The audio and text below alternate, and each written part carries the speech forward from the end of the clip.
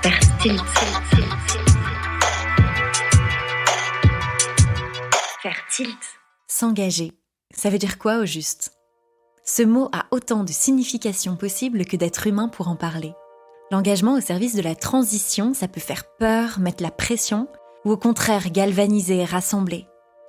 Et toi, t'en penses quoi au juste ? Qui es-tu ? Quelle est ta définition de l'engagement et comment elle se concrétise dans ta vie ? Je t'écoute. Je suis curieuse de ce que tu vas me raconter et j'ai bien l'impression que je ne suis pas la seule. Donc, je m'appelle Raphaël, j'ai 25 ans, je suis ingénieure de formation et aujourd'hui je me forme pour être formatrice à Coopération Fertile. Donc actuellement je suis au parcours 3 où je forme avec une équipe de formatrices 20 personnes pour apprendre la coopération et l'engagement. Fertile, c'est une formation en immersion pendant 7 semaines qui apprend la coopération au service de la transition écologique. En fait, aujourd'hui, on est dans un milieu où c'est hyper compétitif entre les personnes. Un peu des croyances de il faut se battre pour y arriver. Et en fait, face au désastre écologique, une des actions qu'on pourrait faire, c'est juste de coopérer ensemble, déjà avec soi-même, mais avec les autres, au service, encore une fois, de plus grand. Donc on apprend à coopérer avec nous, avec les autres. On est en gouvernance partagée, donc ça veut dire qu'on est un terreau d'expérimentation pour tester nous-mêmes ce qu'on apprend. Et ensuite, on explore différentes voies d'engagement qui va de l'engagement en tant que salarié, à l'entrepreneuriat, en politique, voire en désobéissance civile, pour que en fait, les personnes qui viennent là, elles soient inspirées sur qu'est-ce que j'ai envie de faire, moi qui me fait kiffer, au service de plus grand.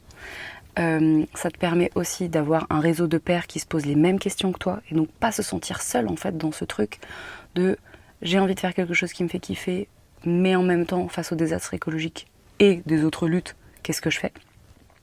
Et enfin, ça permet aussi d'être légitime, de trouver sa voie. Moi, je me suis posé beaucoup de questions quant à ma vie professionnelle. Quand j'ai eu mon bac, j'ai fait une formation, enfin une prépa pour faire du droit. Il s'est avéré qu'on m'a dit que j'étais pas un requin, donc je réussirais pas dans le monde du droit. On m'a dit t'es une fille, t'es bonne en maths, va faire ingé. J'ai dit allez, on va faire ingénieur. Je me suis vraiment éclatée dans mes études, pas pour les cours, mais pour la vie associative, où en fait moi je faisais de l'événementiel particulièrement. Et puis j'ai monté la semaine de l'écologie dans mon école. Donc j'avais vraiment un terreau d'expérimentation pour faire plaisir aux personnes et puis moi développer ma créativité.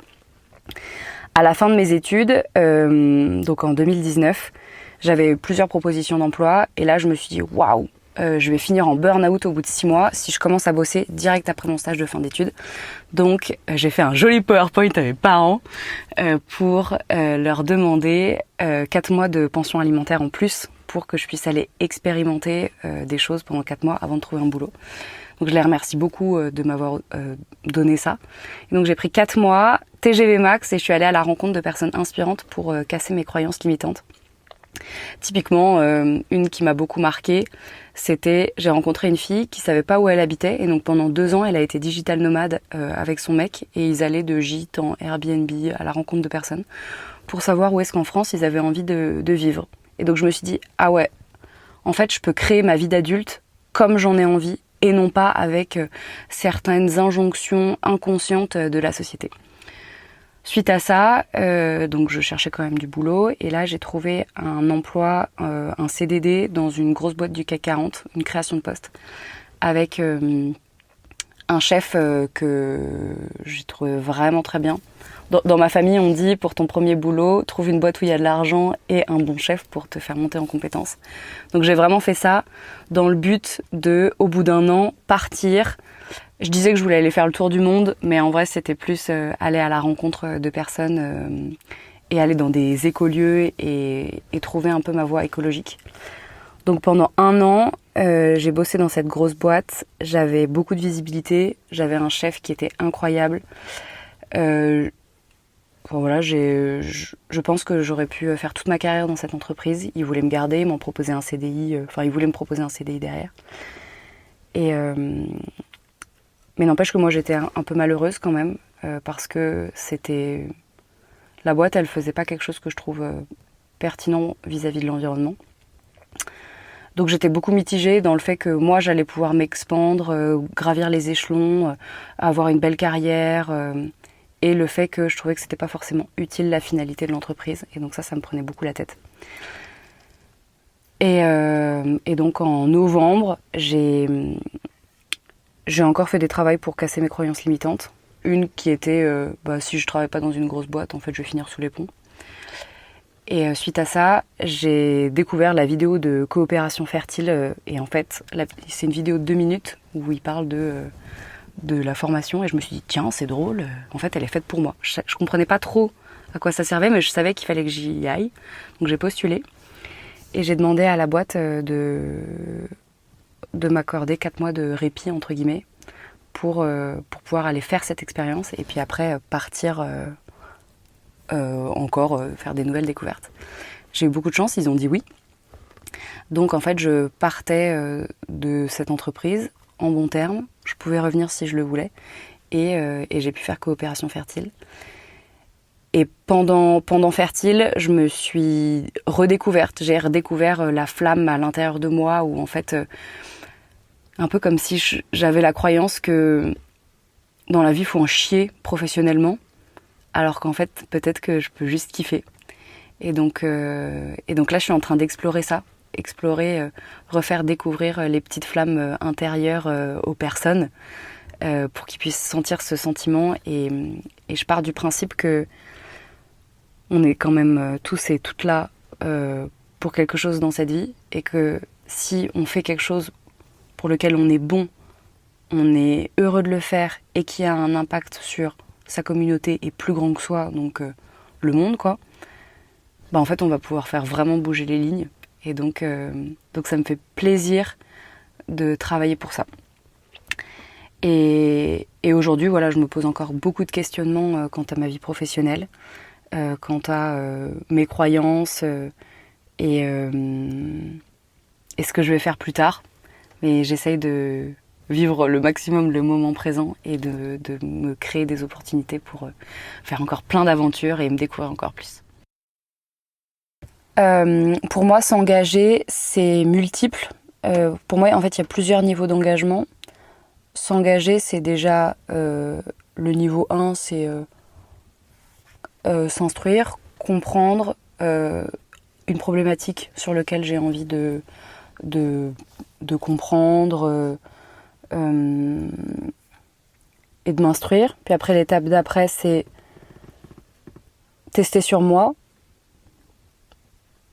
changer des petites habitudes, par exemple, là sur l'écologie, le zéro déchet, mais sur les luttes, par exemple le féminisme, c'est rien que parler à l'inclusif, par exemple. Puis après, c'est... Donc là, on a à incarner, puis après, il y a incarner et dire, en fait, pour inspirer les personnes. Et après, il y a faire des actions encore plus grandes avec du monde, où là, c'est pour moi le plus gros niveau d'engagement. Réussir à rameuter les foules et faire un projet ensemble qui a du sens pour soi et pour le monde. Ici, j'incarne ce que j'ai envie d'être. En tout cas, j'expérimente d'être la meilleure version de moi-même sur des petites actions du quotidien, comme par exemple décider de plus manger de chocolat ou de pas boire de café parce que ça vient de trop loin. Donc c'est des toutes petites actions. Incarner, le dire que je le fais, et aussi donner un espace-temps aux personnes qui ont envie de faire pareil pour pouvoir expérimenter et le communiquer au plus grand nombre pour que lui ou elle ait envie de le faire. Cette définition de l'engagement, elle a été plutôt très évolutive parce que moi, au début, je me considérais comme... je suis même pas sûre que je me considérais comme engagée parce que ce mot-là, j'ai mis du temps à le comprendre. Je parle beaucoup En tout cas, avec mes amis, je parlais de dérèglement climatique parce que je savais que ça existait, mais je cherchais pas trop les informations pour le comprendre, de un.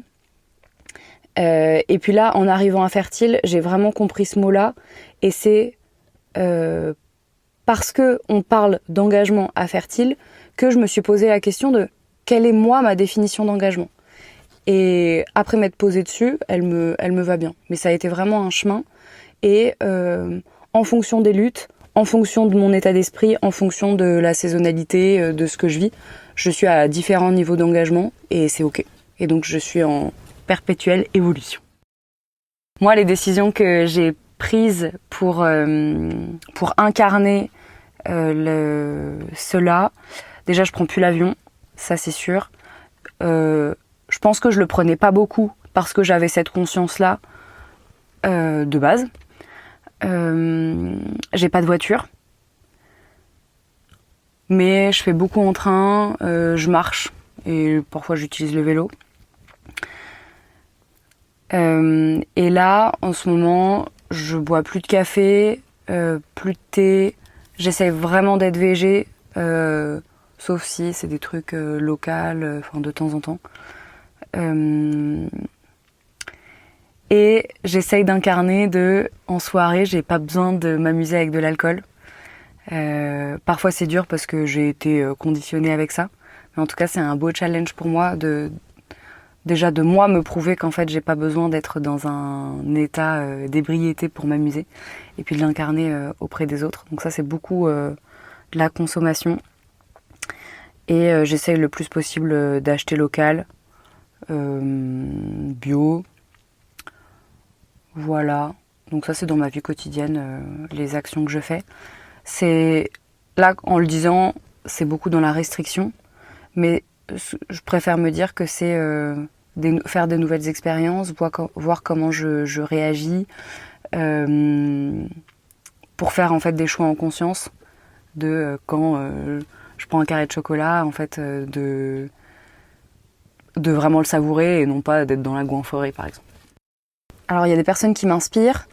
Déjà il y a Audrey qui a créé, qui a cofondé Fertile, qui elle parle beaucoup de son impact carbone. En fait, elle analyse pour être le plus bas possible. C'est elle qui m'a aussi montré qu'en fait on pouvait s'amuser sans alcool. Enfin en tout cas à Fertile, qu'il y avait cette dimension-là. Donc elle m'inspire beaucoup parce que toutes ses actions presque elles sont réfléchies. Je pense que toute personne qui assume en fait ses engagements me permet de moi faire travailler et réfléchir sur leur lutte. Typiquement, en ce moment, il y a une participante et des participantes qui sont assez féministes. Et donc là, j'ai acheté mes premiers bouquins pour comprendre d'où ça vient et essayer de me déconstruire. Donc c'est vraiment aller à la pêche aux informations des différentes personnes, de leurs différents engagements pour comprendre leur motivation et moi me faire mon avis et agir en fonction. Dans les prochaines semaines, mes engagements, c'est donc il y a un premier qui est avec l'équipe Fertile, 4 personnes. On est en train de monter un programme en immersion en 5 jours pour aider les étudiants / jeunes diplômés à s'engager dans leur voie professionnelle. Donc d'abord, on a 2 jours de compréhension des enjeux du dérèglement climatique et de la biodiversité, et après leur redonner le pouvoir d'agir dans leur milieu professionnel. Donc on est en train de monter ça, c'est hyper challengeant. On voudrait que ce soit dans les programmes pédagogiques de toutes les écoles d'ingénieurs et les écoles dans l'enseignement supérieur à terme, justement pour donner ces clés-là en fait aux futurs acteurs de la transition. Ensuite, après il y a un deuxième engagement qui est envers moi-même. Donc je me cherche beaucoup. Donc je vais travailler sur déjà déconstruire mes croyances sur l'argent, justement pour vivre dans l'abondance même financière. Et je me cherche professionnellement, donc je vais faire un stage de clown pour pouvoir me découvrir aussi. Et ensuite, je vais retravailler sur le prochain parcours Fertile, où là, c'est moi qui vais le lancer, faire la com, les recrutements. Voilà. Et il se passera novembre-décembre 2021. Dans 10 ans, je m'imagine légère, pas stressée, espérons, dans un lieu agréable avec des personnes que j'aime, où je prends du temps pour moi, pour les autres, pour la planète. J'aurai une activité artistique qui me prendra du temps. Et dans 10 ans, je me vois toujours engagée pour une collectivité, un collectif.